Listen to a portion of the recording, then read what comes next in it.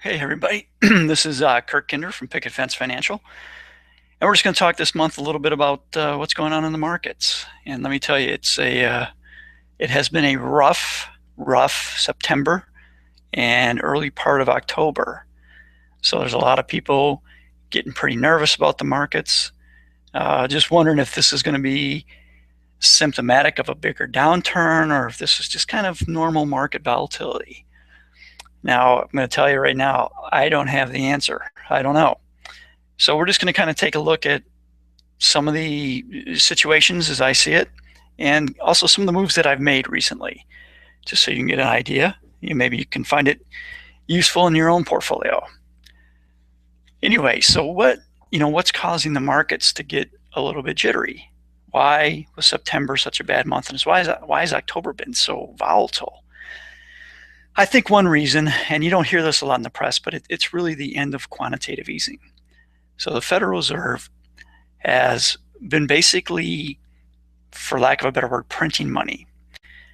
What they have done is they have been buying assets from banks. So the banks they can take bad mortgages, they can take bad loans, they can take any kind of asset, give it to the Fed as collateral, and the Fed hands them some fresh, clean money, which technically goes to banking reserves. They started this way back in December of '08, and they've had several sessions of it since that period. And what this chart shows you is what's kind of happened when the Fed implements quantitative easing and what happens when quantitative easing ends. You can kind of see quantitative easing the first time began in December of '08. The market loved it, went up 42%. And then when quantitative easing ended, the market came back about 11%. When the market came back that far, the Fed jumped back in with QE2. And that was in November 2010. And from that point until QE2 ended, market went up about 24%. QE2 ended, down went the market, 14%. Then they had something called Operation Twist. It was basically QE, but not like the other first two programs. But when they did that, market up 20%. They stopped that, market dropped 6%. And since QE3 happened late in 2012, the market's been up 16% from there. So what you can see is when QE's on, the market goes up, and when QE goes off, market goes down. This month is the last month of any quantitative easing from the Fed. I think it's October 21st is the last infusion from the Fed. So after that, they're stopping their QE. Now interest rates are still at historically low rates, 0.25% for the Fed funds rate, but the QE is going to end. So typically when this has happened, the market has pulled back.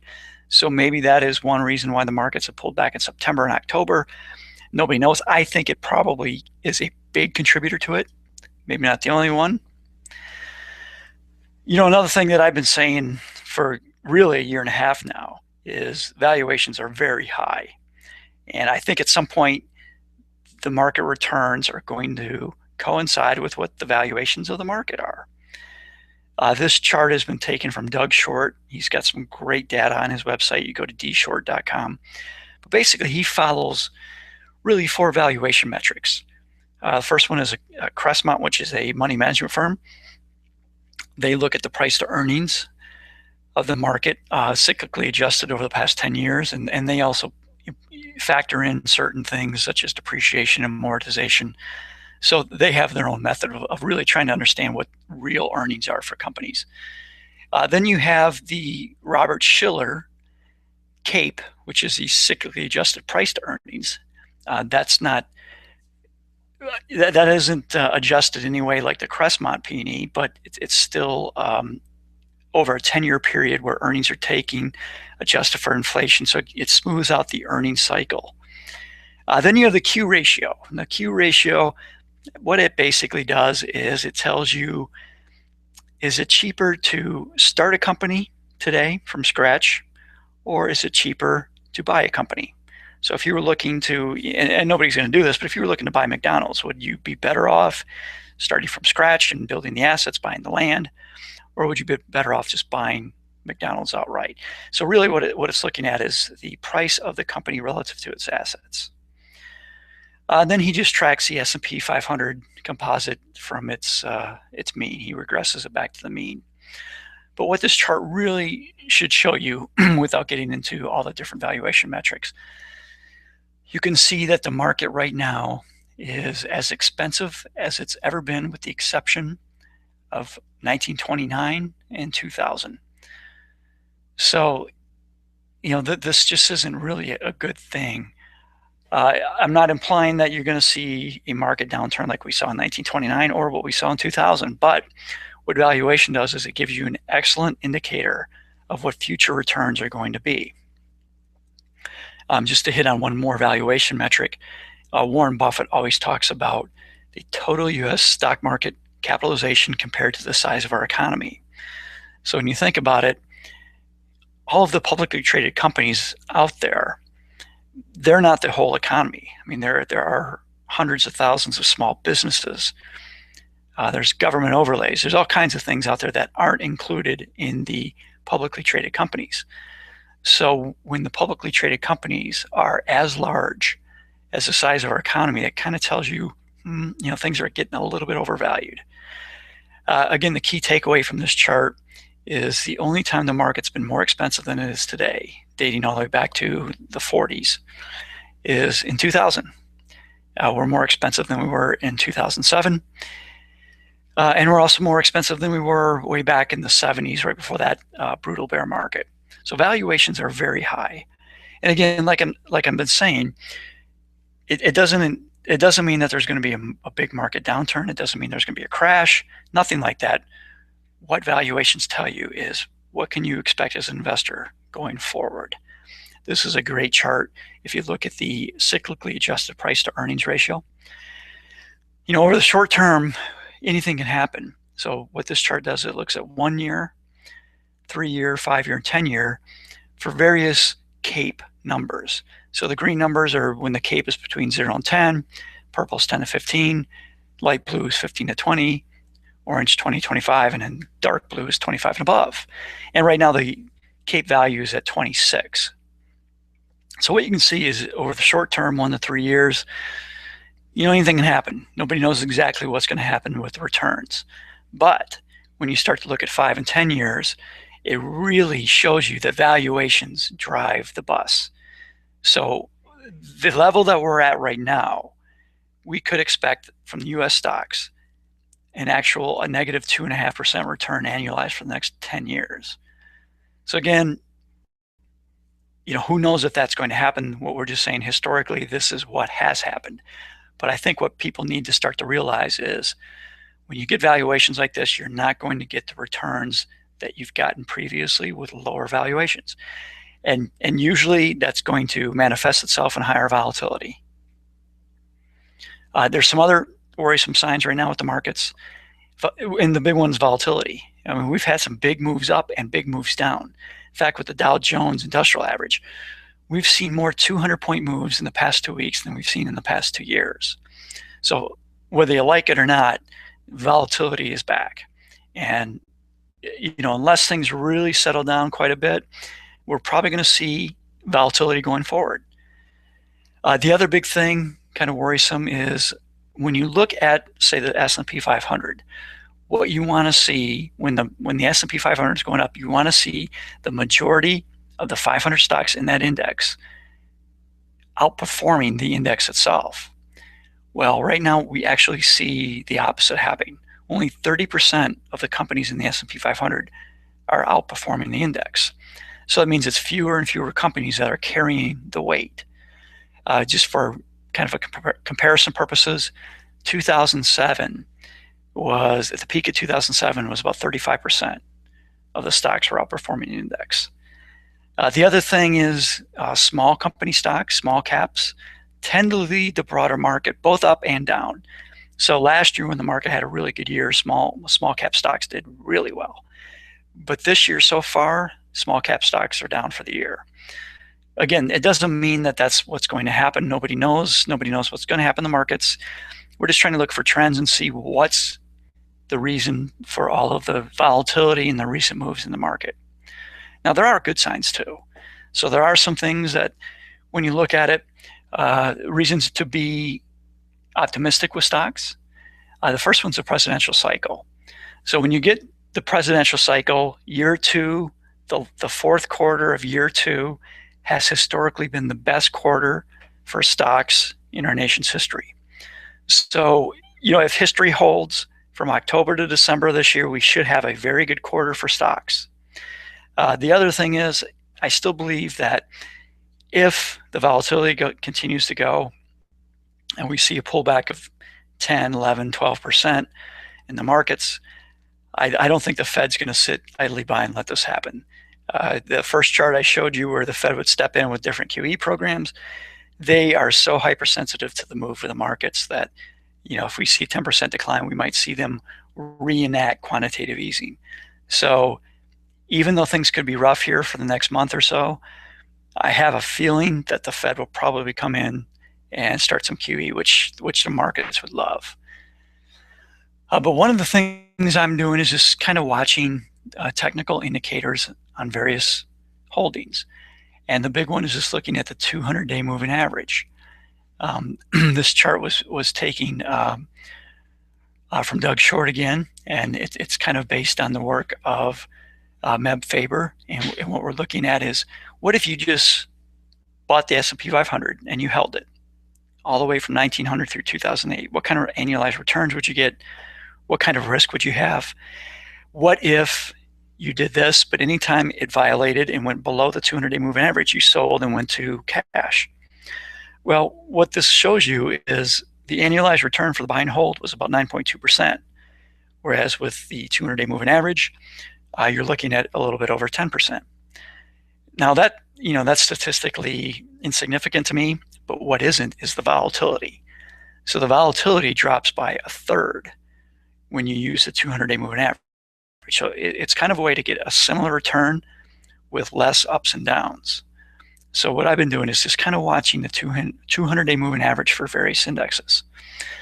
This tactic works for international stocks. So here you can see again, we get about a third less risk with a little bit better return. It works with commodities. Here you actually get sizable increase in your performance with about 17% less risk. It also works for real estate investment trust. So again, you're looking at almost a third of an increase in your return by using the 200-day moving average, and you're also looking at about a third less volatility.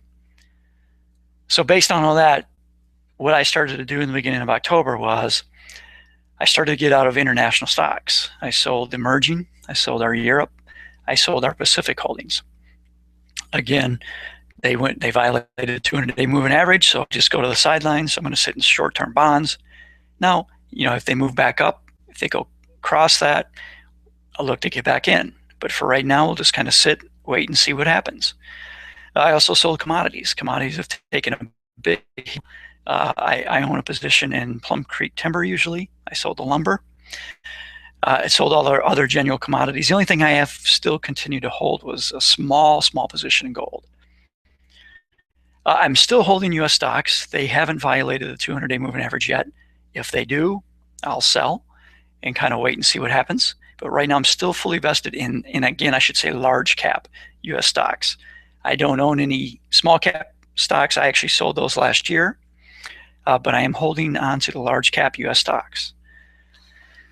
Like I said before, if these markets tend to improve, if we do see the Fed step back in, or if we see the presidential cycle take hold and the markets come back up, we'll get back in. But this is just a risk measurement to take to ensure that we don't ride things all the way down if, in fact, this is a larger move to the downside. I'm still holding real estate investment trusts, mortgage REITs. I've still got master limited partnerships. If you look at some of my past webinars and some of my past letters, I'm looking at those for a couple of reasons. I think interest rate sensitive holdings are a good place to be right now. These things are paying better yields, and they're very, very interest rate sensitive. But I don't think interest rates are going to go up much from here, at least in the near term. So these are good holdings to have. Typical REITs, you can get 3 to 4% yield. The mortgage REITs are really at about 11, 12%, and master limited partnerships are yielding close to 6%. So I'm trying to pick up some extra yield in the short term. As long as interest rates stay kind of where they're at, we should be able to pick that up. And since I think interest rates are going to hold steady, I, at the beginning of this year, extended the duration on my bonds. So I increased the maturities on bonds. Again, just to get some extra yield. I'm not in any junk bonds. I'm not in any low quality bonds. Looking at high grade corporates and treasuries. But the difference between a 3-year treasury and a 10-year treasury is a little over 1.2%. So I think as long as rates stay where that, we can pick up a little extra return without having any real downside risk to it. What's kind of interesting though is I've already mentioned I got out of emerging market stocks and European as well as the Pacific region. But if we go back to what I was talking about valuations earlier, valuations reward investors over time. Low valuations, I should say, rewards investors over time. And really right now, the emerging markets in Europe are by far the cheapest in the world. This chart kind of shows you based on 4 factors where 40 countries are ranked. And they're looking at the CAPE, which again is a cyclically adjusted, looking over 10 years, adjusted for inflation, price to earnings. A cyclically adjusted price to book. So price to book is basically looking at the cost of the stock relative to its assets. Cyclically adjusted price to dividends. So here we're looking at what's the price of the stock relative to dividends. And then cyclically adjusted price to cash flow. So the cash flow of the companies. So you can see at the top, the cheapest countries are in areas you probably don't want to be invested in, like Greece, Austria, Italy, Portugal, the pigs, which I talked about, Russia, which is obviously front and center in international affairs right now, but it's a very cheap market. But you still have Spain, Ireland, Poland, Brazil. So what we're seeing, if valuations do play a factor over the next 10 years, I would expect somebody who invests in these countries is going to do better than somebody who invests in the United States. If you look all the way down near the bottom, the U.S. is between 36 and 41st in these various valuation metrics. So it's awfully expensive relative to history. And America's always got a little bit of a premium just because we're America. But the valuations are awfully high here in the U.S. So even though right now most of the pain in the market has been felt in Europe and the emerging markets, and to some degree in the Pacific region, longer term, I do expect those areas to outperform the U.S. just because of the current valuations. So those are some of the moves that I've made, some of the tactics that I use just to kind of protect on the downside. Again, when you use something like the 200-day moving average, it does not get you out at the top. It does not get you in at the bottom, but it does kind of protect against big moves down, and you do get a good portion of the upside. So if you have any questions, please feel free to contact me. You can go to my website, picketfencefinancial.com, or you can go to my blog, savingyouFromWallStreet.com. Thanks for listening.